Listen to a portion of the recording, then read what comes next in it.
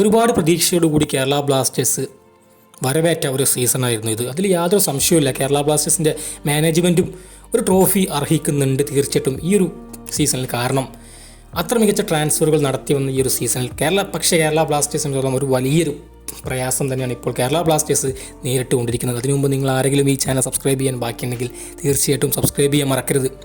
Kerala Blasters നിലവിൽ അവസ്ഥ പരിതാപകരമായിട്ട് മാറിക്കൊണ്ടിരിക്കുക എന്നുള്ള കാര്യം പറയാതിരിക്കാൻ സാധിക്കില്ല.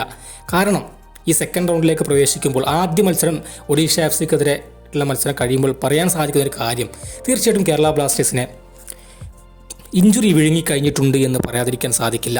അഡ്രിയാൻ ലൂണ പരിക്ക് പറ്റി പുറത്തു പോയപ്പോഴും ബ്ലാസ്റ്റേഴ്സ് ആരാധകർ ഒരുപാട് നിരാശയിൽ തന്നെയായിരുന്നു. പക്ഷേ ആ ഒരു വിടവ് നികത്താൻ പെപ്രയ്ക്ക് സാധിച്ചിട്ടുണ്ടായിരുന്നു. പെപ്ര ദിമിത്രോസ് സ്റ്റെമൻഡക്കോസിനൊപ്പം ഒരു മികച്ച പെയറായിട്ട് കളിക്കുന്ന ഒരു കാഴ്ച നമ്മൾ കണ്ടു. പക്ഷേ പെപ്രയും പുറത്തു പോകുന്നൊരവസ്ഥ തീർച്ചയായിട്ടും ബ്ലാസ്റ്റേഴ്സിനെ ബാധിക്കും. കാരണം അത്രയും ഗതികെട്ടൊരവസ്ഥയിലാണ് കേരള ബ്ലാസ്റ്റേഴ്സ് നിലവിലുള്ളത്. പെപ്രയ്ക്ക് പകരം വന്ന ഇമ്മാനുവൽ ജസ്റ്റിൻ ഒരിക്കലും ദിമിത്രോസ് സ്റ്റെമൻഡക്കോസിൻ്റെ പെയറായിട്ട് കളിക്കാൻ സാധിക്കുമെന്ന് ഞാൻ ഒരിക്കലും കരുതുന്നില്ല.